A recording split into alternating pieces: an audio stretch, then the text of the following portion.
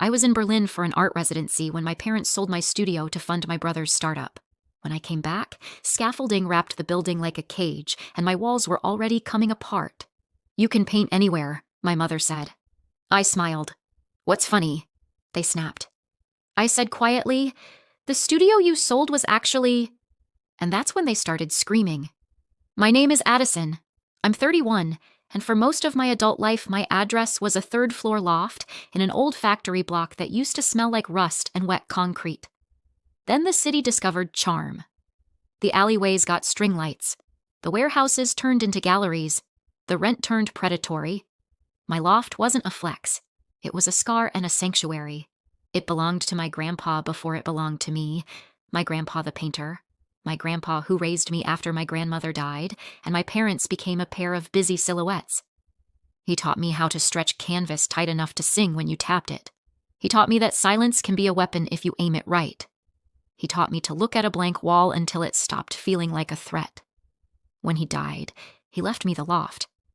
Not because it was valuable, though later it became that, but because it was mine in a family where mine always meant temporary. In my family, my brother Samuel is the future. He's been about to break through since college. Always one investor away, one pitch away, one miracle away. My parents talk about him like he's a sunrise they personally scheduled. I'm the other thing, the talented but unstable daughter, the one whose success is treated like an interesting accident. My exhibitions are nice. My commissions are fun. My work is a phase that lasted long enough to make them uncomfortable. And the arrangement was simple. I earned, I helped. I didn't ask for too much. I was useful. I was tolerated. Berlin broke that spell. For 3 months I was anonymous. No one asked me to be practical. No one called to borrow my competence. I painted until my wrists ached and my chest felt open. I started a series I'd been afraid of for years. Work about inheritance, about being loved only when you're convenient, about rooms that remember. I flew home with charcoal under my nails and a stupid, hopeful plan. Finish the series in my loft, in the light my grandpa used to chase across those windows. The taxi turned onto my street and my brain refused to believe what my eyes saw. Scaffolding, metal poles and netting, like my building had been wrapped for shipping. Men in hard hats moved like they owned the sidewalk. A dumpster squatted out front with broken drywall and splintered wood piled inside like bones. I got out before the driver fully stopped. The front door was propped open with a bucket. Inside, the hallway looked skinned. Mailboxes removed, posters stripped, paint scraped down to pale rectangles. The air tasted like dust. "Can I help you?" a man called. He had a tablet in one hand and the kind of calm you only get when you have permission. "I'm Addison," I said, forcing my voice steady. "Unit 3C, that's my studio." He tapped the screen. "3C," he repeated. "Full renovation. Your items were moved to storage. New owners started demolition yesterday."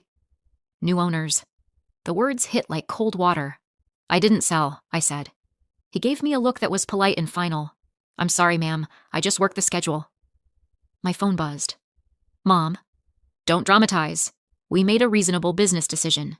Samuel needed capital, proof of assets for a closing round. You can paint anywhere. I read it twice." My throat tightened until it felt like I'd swallowed sand. I called, because some stupid part of me still believed in misunderstandings. Dad answered first. "Addison," he said, like I was late for dinner. "You're back." "Did you sell my studio?" I asked. A pause. Not shock. Not guilt.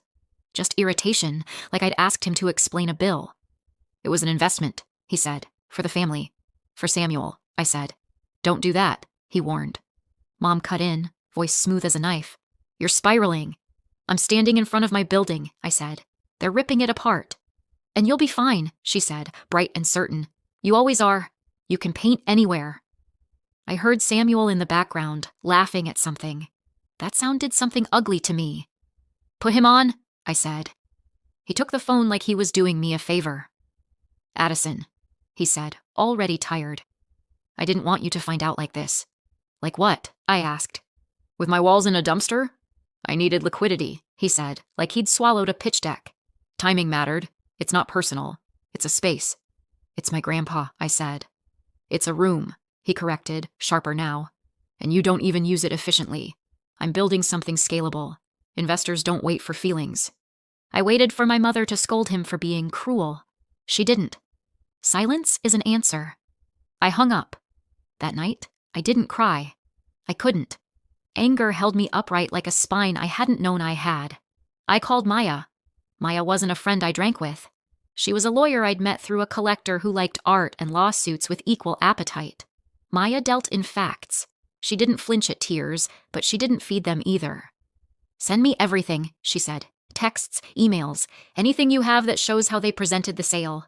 And don't talk to them without me." In her office the next morning, she read my documents with the slow attention my parents never gave me. "There's a problem with the way this was sold," she said. "What kind of problem?" My stomach sank before she finished. "Not a use covenant," she said, like she was correcting a misconception I hadn't even had. "It's split ownership. Your grandpa set it up years ago." I blinked. "Split? How?" "The building shell and the unit interior are legally separate," Maya said, tapping the page. "The developer can buy the building, the HOA can control common structure.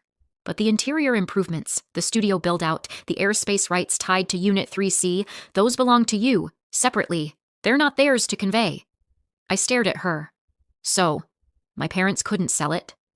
"They could sell what they thought was the studio, the shell interest, the line on a brochure," she said. "But they couldn't sell the part that has value. Not without you." Maya pulled the recorded sale packet. My signature was on it. Not mine, but close enough to pass through people who process paper like fast food. Worse was the attached letter, typed, formal, poisonous. It described me as an eccentric artist with a history of instability, unable to manage assets responsibly, requiring family oversight. I sat there, reading myself being turned into a liability, not a daughter, a problem with a solution. "They didn't just steal," I said. My voice sounded far away. "They tried to erase me." Maya's eyes were steady. "They tried to make you disposable," she said. "That's intent." Then she did what my family never did.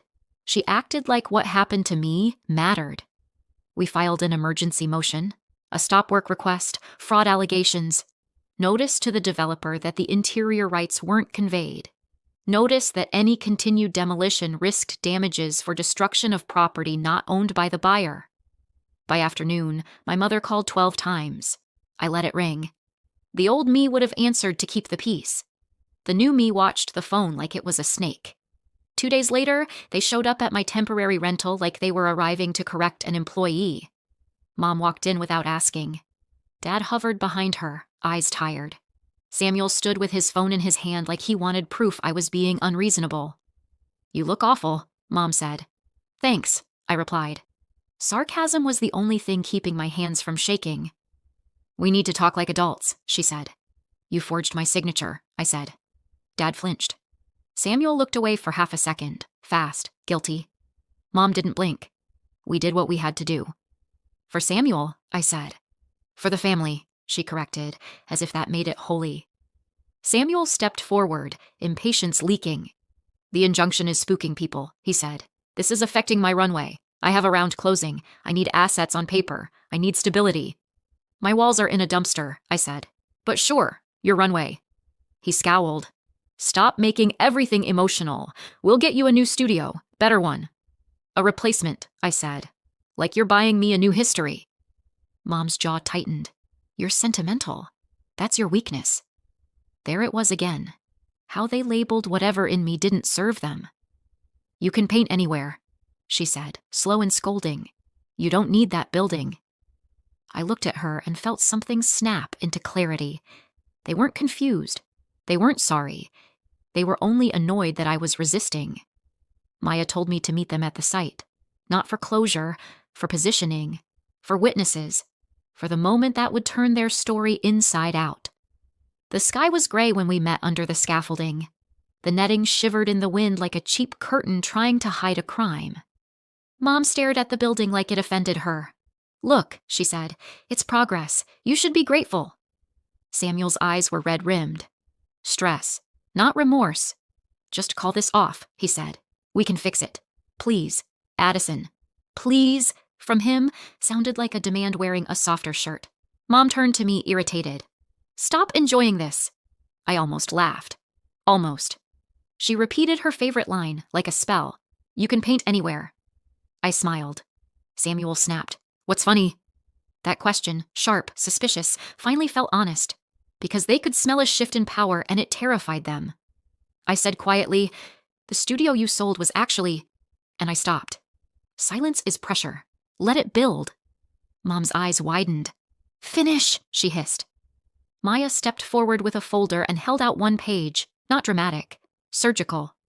Your parents didn't sell what they think they sold, Maya said. This transaction doesn't convey Unit 3C's interior rights. It doesn't convey the studio build-out. It doesn't convey the airspace rights tied to the unit. Those belong to Addison alone. For one perfect second, nobody spoke. Then Samuel's face drained. Interior rights?